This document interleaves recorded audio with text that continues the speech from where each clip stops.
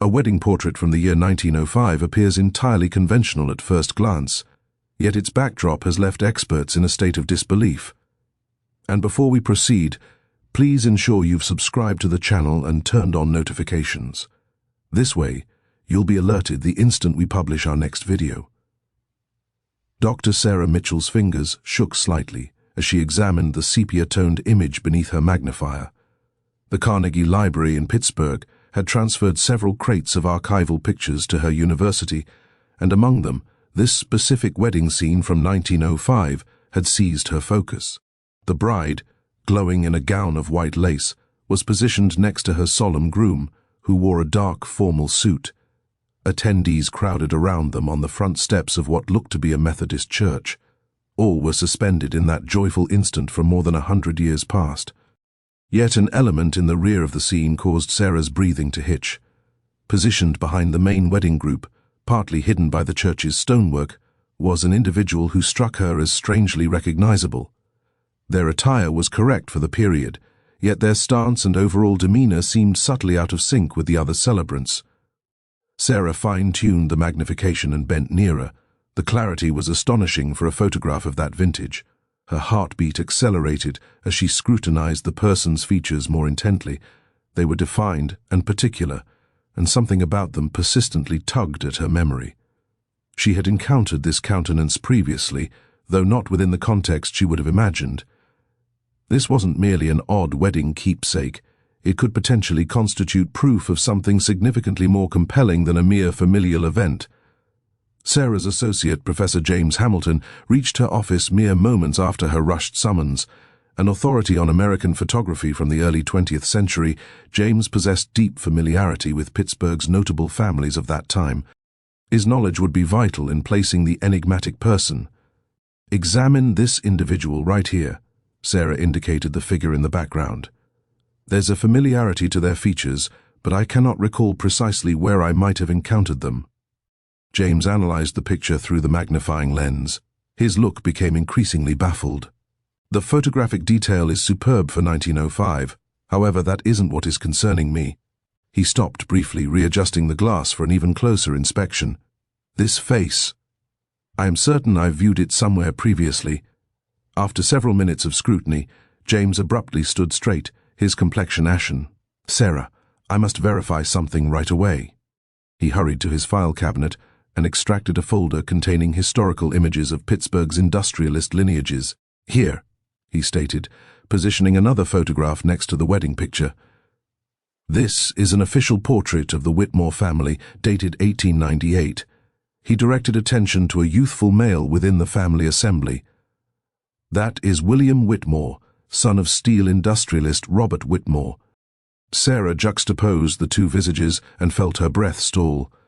The similarity was undeniable. They were observing the same individual, separated by 7 years.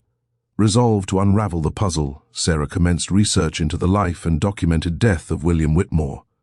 The Pittsburgh City Archives held comprehensive files on the eminent Whitmore lineage, encompassing birth registrations, marriage licenses, and death notices from the early 1900s. Her findings sent a cold tremor through her. As per the formal documentation, William Whitmore had perished in an accident within his laboratory on March 15, 1903, over 2 full years prior to the date of the wedding photograph. The Pittsburgh Gazette had reported his death in detail, recounting the disastrous explosion in his private research space that ended the life of the gifted young inventor and photography enthusiast. Sarah matched the wedding date against the family archives. The service united Margaret Whitmore and Thomas Anderson on June 15, 1905.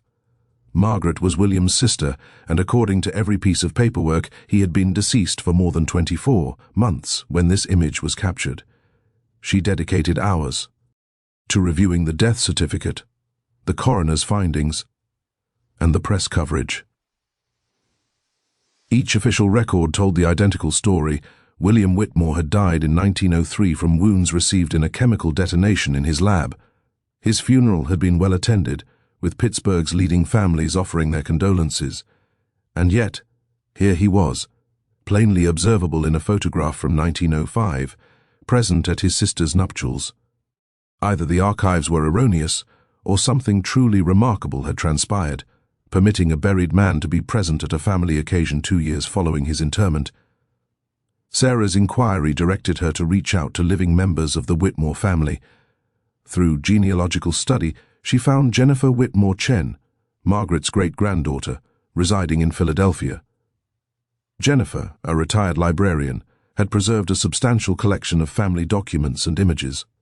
"I've never encountered this specific photograph before," Jennifer confessed during their video conversation, examining the picture Sarah had transmitted. "But it is unmistakably my great-grandmother's wedding. I can identify several relatives." However, when Sarah highlighted William in the background, Jennifer's response was instant and striking. "That cannot be," Jennifer murmured, her voice low. "I was born long after Uncle William passed, but I know his face from countless family pictures. He is unmistakable. Yet he could not have attended this ceremony. He was deceased." Jennifer moved out of the camera frame, reappearing moments later with a large family Bible and a stack of aged photo albums. "There is a detail I must verify," she stated, carefully turning the Bible's thick handwritten pages. "My great-grandmother maintained extremely thorough journals. Certain notations within them have always puzzled me." After a few minutes of searching, Jennifer located her target. "Here," she said, indicating a line of cursive script dated June of 1905. "My great-grandmother wrote, 'William was present, though we must never discuss it. Certain truths are best interred alongside the departed.'" Jennifer's tone grew even quieter. There are a handful of similarly vague passages throughout her private writings. I always interpreted them as poetic expressions of sorrow. Now, I am beginning to suspect they might indicate something else entirely. Equipped with fresh uncertainties regarding William's demise, Sarah resolved to examine the laboratory incident more meticulously. She learned that William's workspace had been situated in the cellar of the Whitmore family estate on Fifth Avenue, a residence since razed and replaced by a contemporary office building. The insurance documents from 1903 offered specifics about the blast. The fire chief's account detailed discovering severe chemical destruction and personal belongings matching Mr. Whitmore's, suggesting his presence during the event. Yet one particular observation drew Sarah's focus. The report stated the deceased's remains had been profoundly marred by chemical fire, complicating definitive identification. Sarah located the coroner's assessment, filed deep within the municipal archives. The examination had been conducted by a Dr. Marcus Henley, who had documented several peculiarities about the case. While the corpse was extensively charred and mutilated, Dr. Henley had recorded the identity as William Whitmore, citing approximate physical traits, personal items recovered from the location, and the lack of any alternate reason for human remains to be inside Mr. Whitmore's private lab. More curiously, Sarah found Dr. Henley had included a confidential addendum to his records. "While I am confident a fatality transpired within this laboratory, I cannot attest to the identification with absolute certainty. The family has insisted on a prompt burial, which I have authorized given the distressing condition of the remains." The medical examiner had privately questioned the identity, but acquiesced to the family's desire for a swift interment. Sarah's probing uncovered further discrepancies in the official narrative of William's death. She found that in the weeks after the alleged accident, multiple individuals had reported sightings of a man fitting William's description in different areas around Pittsburgh. A hotel clerk recalled a guest who registered under the name W. Morrison, yet bore a striking likeness to William Whitmore. A railway conductor remembered issuing a ticket to Chicago to a passenger who looked remarkably similar to the supposedly late inventor. Most compellingly, a camera shop owner in Allegheny had noted a client who bought costly photographic apparatus mere days following William's funeral service. Sarah began to understand the clues were converging on a startling theory. William Whitmore had not perished in the laboratory disaster. Another individual had died there instead, and William had utilized the catastrophe as a chance to vanish from his former existence. But what would compel a privileged young man from an esteemed family to stage his own death? Sarah's exploration into William's private affairs uncovered plausible motivations. Legal archives revealed William was confronting a major litigation from backers who alleged he had swindled them in an unsuccessful commercial enterprise.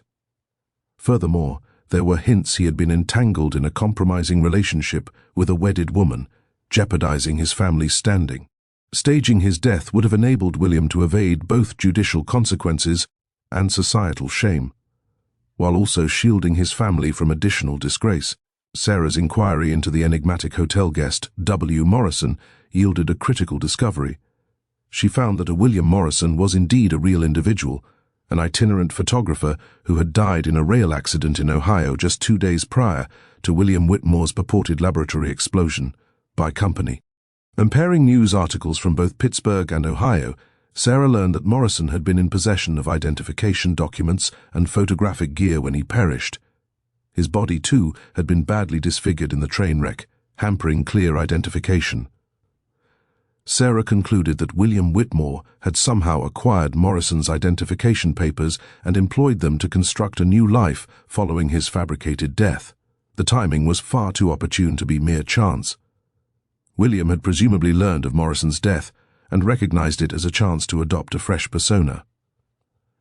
Deeper investigation showed that a W. Morrison had initiated a bank account in Chicago shortly after William's alleged passing, funding it with a significant amount of capital that corresponded exactly to the sum William had withdrawn from his Pittsburgh accounts in the weeks preceding the laboratory incident. The proof indicated William had orchestrated his disappearance with careful forethought, utilizing. Morrison's demise served as the perfect veil for his getaway. He had orchestrated for another individual's remains to be discovered in his lab, potentially those of Morrison himself, and had Ken on the deceased photographer's persona to begin anew in Chicago. This clarified his attendance at his sister's wedding. He had journeyed back to Pittsburgh, using his new alias to be present for the event, confident his family would know him, yet trusting they would guard his secret. Sarah organized a personal meeting with Jennifer Whitmore, presenting all the proof she had gathered concerning William's staged death and adopted persona. Jennifer listened to the complete account in astonished quiet before acknowledging that Sarah's findings finally illuminated generations of family puzzles. "There have always been murmurs," Jennifer admitted. Tales handed down about Uncle William showing up at family occasions after his reported passing. My own grandmother would speak of spotting him at her wedding in 1923, but the relatives always wrote it off as fantasies born from sorrow. Jennifer fetched a secured wooden case from her closet, a cherished family artifact transmitted through successive generations of Whitmore women. Within were letters, pictures, and papers never revealed to the public or given to any historical archive. My great-grandmother left directions that this Ina should only be unsealed if someone unearthed the reality about William, Jennifer clarified. She wrote that the family had vowed to safeguard his confidence perpetually, but that if his ruse was ever exposed, the complete narrative ought to be shared. The box held communications between William and various relatives, composed under his adopted name of William Morrison. The letters disclosed that he had kept in touch with his kin during his supposed death, attending nuptials, funerals, and other significant family milestones, while residing under his fabricated identity. One missive, dated 1920, stated, "My dearest sister Margaret, I understand my attendance at family functions brings you unease. Yet I cannot stand to be absent from these cherished instants. I vow I shall never jeopardize the family by disclosing my true self to those outside our circle." The papers within Jennifer's family container unveiled the complete extent of William's deceit and his family's collaboration in preserving his secret. William had not only appropriated Morrison's identity, but had constructed an entire new existence as an itinerant photographer, ironically employing the very talents that had once made him notable in Pittsburgh society. Under his assumed name, William Morrison had grown into a prosperous commercial photographer, journeying across the Midwest and recording America's expanding industrial centers. His images had been featured in national periodicals, and he had even taken portraits of several notable political personalities, all while preserving his hidden true name. The family had aided him in sustaining this fiction for decades. They had offered financial assistance when required, updated him on family affairs, and, most crucially, never disclosed his genuine identity to anyone beyond the closest family members. Margaret's private journal, included in the family collection, exposed the emotional burden of upholding this secret. William appeared so joyful at my wedding, yet I perceived the sorrow in his gaze. He has surrendered everything, his name, his legacy, his standing in society, to shield our family from disgrace. I hope that one day he may reclaim his true self. The wedding portrait had captured one of William's clandestine family visits, an instant where affection overrode prudence, and he had placed himself where the camera would find him. It stood as both proof of his survival and a tribute to the inviolable ties of familial devotion that had shielded his confidence for more than 100 years. Sarah now confronted a deep ethical choice regarding what to do with her revelation. She held evidence that William Whitmore had fabricated his death and lived for decades under a stolen identity, misleading not only the public but also official governmental archives. After considerable consultation with Jennifer and other family descendants, Sarah elected to manage the disclosure with care for both historical accuracy and family confidentiality. She released her conclusions as a scholarly article concentrating on the wider occurrence of identity deception in early 20th century America, employing William's situation as a case study while shielding specific familial particulars. The wedding photograph was given to the Pennsylvania Historical Society with a thorough account of its importance. William's assumed identity as William Morrison and his accomplished career as a photographer were recorded and incorporated into the historical archive, finally granting him recognition for decades of significant photographic artistry. Jennifer collaborated with the family to create a modest scholarship fund in William's rightful name, aiding students pursuing photography and art history. Uncle William lived his life concealing himself from his errors, she expressed, but his gift and his devotion to his family merit remembrance and honor. The picture now acts as a testament that occasionally the most remarkable family chronicles are concealed in full view, awaiting the observant individual to detect the specifics everyone else had ignored. William Whitmore's secret had been maintained for over a century, through the affection and fidelity of a family who grasped that safeguarding someone you cherish sometimes demands challenging decisions. Sarah's discovery at a $5 estate sale had uncovered not merely a photographic enigma, but a profoundly human tale. Out atonement, sacrifice, and the lasting strength of family connection